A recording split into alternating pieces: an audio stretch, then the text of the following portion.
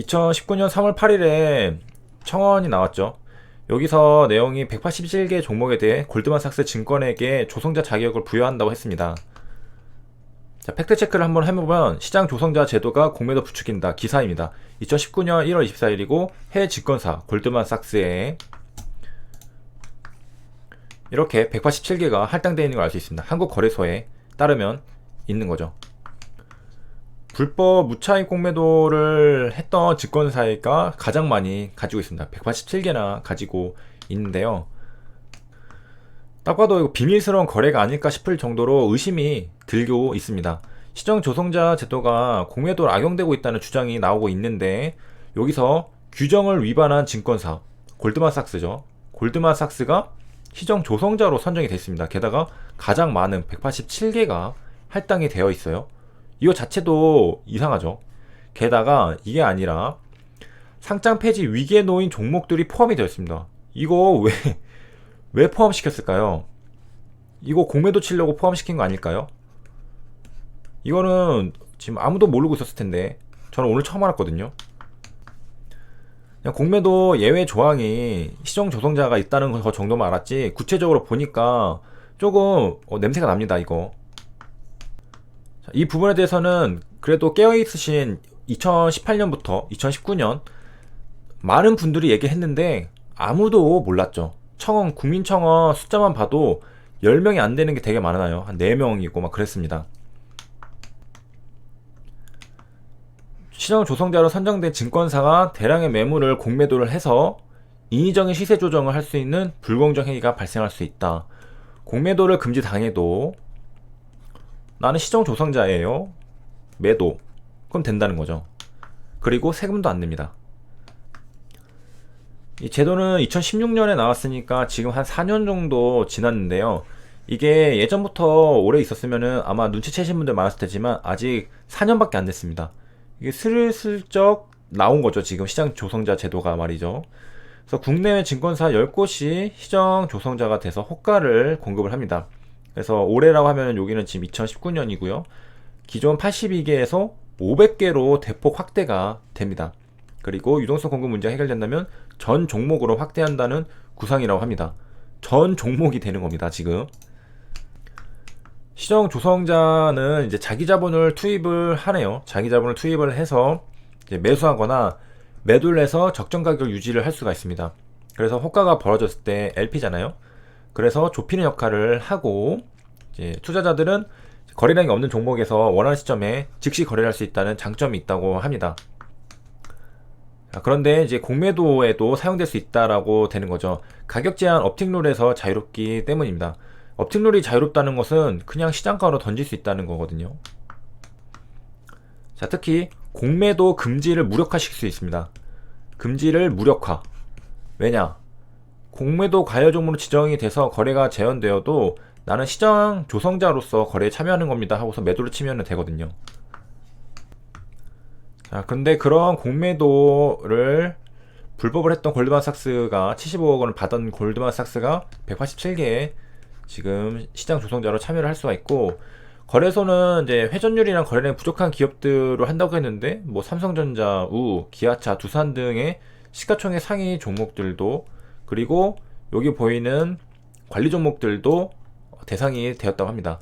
물론 이제 한국거래소는 무차익 공매도는 한국에선 불법이죠. 그렇기 때문에 시정 제도자 LP라고 해서 항상 참여할 수 있는 건 아니고 차입 계약이 이루어지면 그 범위 내에서 한정적으로 공매도를 낼 수 있다라고 설명을 하고 있는데요. 그리고 이제 세금은 그 호가를 일반 투자자가 체결할 경우에만 면세가 된다고 합니다. 그러니까 일반적으로 그 통정거래일 경우에는 세금은 면세가 아닙니다. 세금 면세가 아닌 거고요. 반면에 이제 다른 나라는 전면 면세를 추진하고 있다라고 이제 했습니다.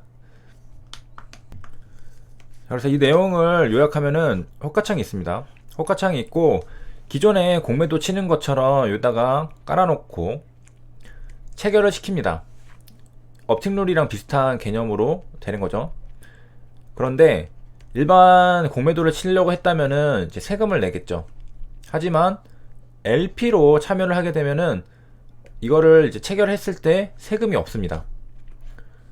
업틱 룰이랑 세금은 이제 같이 가는 건데요. 세금이 없는 거랑. 만약에 밑으로 팔았다면은 이때는 세금이 있어요. 이때는 세금이 있고, 만약에 그냥 위에다 걸어놓고 팔았다면은 이제 세금은 없고. 두 가지 전략이 있겠죠. 내가 지금 가격을 내리는데 급하다. 내가 밑으로 빨리 팔고 싶다. 그러면은 세금을 가져가고 업틱 룰을 이제 위반하는 거고, LP로 참여를 하는 거죠. 그래서 처벌을 받지는 않습니다. 처벌은 받지는 않고, 내가 세금을 내면서 밑으로 매도를 한다. 급할 경우에. 그리고 내가 좀 여유가 있다 싶을 때는 위에다 걸어놓고 팔면은 이제 세금을 안 냅니다. 그러니까 둘 다 하나씩 장점이 있는 거죠. 밑으로 팔려면은 세금 내고, 원래 근데 다 세금 내잖아요. 우리도 세금 내고, 세금 내는 게 원래 당연한 거죠. 그래서 이렇게 하면 되고, 그 다음에 내가 세금 안 내고 싶다 하면 위에다 걸어놓고 체결시키면 세금 안 내고 그렇게 되는 겁니다. 그 다음에 이제 무차익 공매도도 LP라고 할 수 있는 건 아니라고 합니다. 이거는 이제 법으로 금지되어 있기 때문에 차입 계약이 이루어지면 거기에 한정해서 LP도 공매도를 낼 수 있다고 하는 건데요. 우리가 이미 알고 있듯이 매도를 하고서 그냥 바로 채워 넣으면은 문제는 없어지죠. 이런 것도 좀 빠져나갈 구멍들이 여러 개 있는 것 같은데요. 그래서 뉴스도 있었습니다. 2019년에 주가 조작이 가능하다. 그래서 국민청원이 다시 후끈 달아올랐다라는 기사들이 나왔었는데요.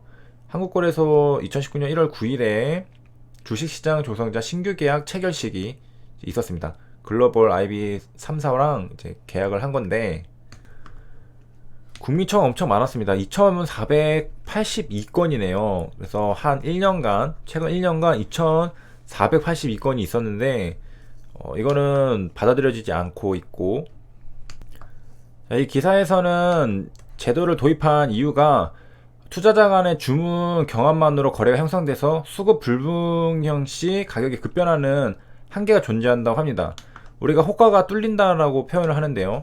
호가창이 있으면은 갑자기 매수세가 막 들어오면은 그냥 여기 박혀있던 큰 물량들이 빵 뚫리면서 슈팅이 나오죠. 슈팅. 차트를 보면은 빵 뜨는 겁니다. 위로. 근데 이런 것들로 인해서 수급 불균형으로 가격 왜곡이 단기적으로 생기게 되잖아요.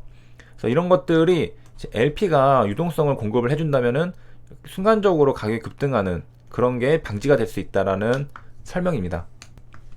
시정 조사자는 마켓 메이커라고 하는데, 이 사람들은 이제 매도나 매수 양방향 효과를 상시로 유지를 해야 됩니다. 이렇게 유지를 해서 매수하고 싶은 사람은 매수할 수 있게, 매도할 수 있으면 매도할 수 있게 유지를 계속 해줘야 됩니다. 선호 종목을 선정하여 신청하여 종목을 배정받을 수 있다고 하는데요. 이 종목들은 유동성 평가를 한 다음에 유동성이 필요하다, 그런 종목들에 대해서 합니다. 호가 스프레드와 거래 회전율로 평가를 하는데요. 자, 종목을 예로 들어보겠습니다. 가장 처음에 있는 게 3S, 3S라고 되어 있는데요. 이 분봉을 보면은 거래가 거의 일어나지 않고 있고 활발하지 않고 갭이 막 뜨고 그런 경우를 많이 발견할 수 있죠. 호가도 비어 있습니다. 여기 뭐 74주, 8주 있고, 이거는 만원도 안 되죠. 만원 되나요? 이런데 이제 LP들이 들어가서 호가를 채워준다는 거죠. 그럼 우리가 사고 싶을 때 살 수 있고, 내가 만약에 한 10만 주를 모으고 싶다. 근데 여기서는 모으려면 가격을 한 여기 위까지 뚫고 올라가야 되잖아요. 그다음 슈팅이 나온다 해도 누군가 위로 다 쓸어버리면 순식간에 급등도 나오는데, 이런 것들을 이제 LP가 좀 해준다는 거죠. 유동성을 공급을 해서 매수 매도가 좀 원활하게 해줄 수 있다고 하는데, 세금 이제 면제고. 그런데 이게 공매도를 할 수 있는 또 다른 우회 방법이 되기 때문에 문제가 있다고 생각하는 사람들이 많다는 겁니다.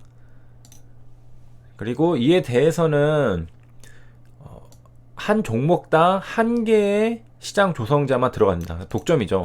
이 구역의 이제 지배자, 이 구역의 세력은 LP가 되겠죠. 코스피 200 같은 이런 구성 종목 같은 거는 이제 복수가 참여하는데, 개별 종목은 이제 한 개의 회사만 들어갑니다. 골드만삭스가 187개죠. 이렇게 해서 가격 급변을 완화하게 된다고 하는데, 차트로 가서 보면 이렇게 누가 던질 때 훅 빠지는 이런 것들을 방지한다는 거죠. 그리고 위로 누가 팡 사서 올릴 때 그런 것도 이제 방지를 한다는 거죠. 그래서 많은 분들이 시장 조성자에 대해서도 공매도만이 아니라 이것까지도 고려해서 문제가 있을 수 있다라는 점을 좀 인지를 하고 계셨으면 좋겠습니다. 시청해주셔서 감사합니다.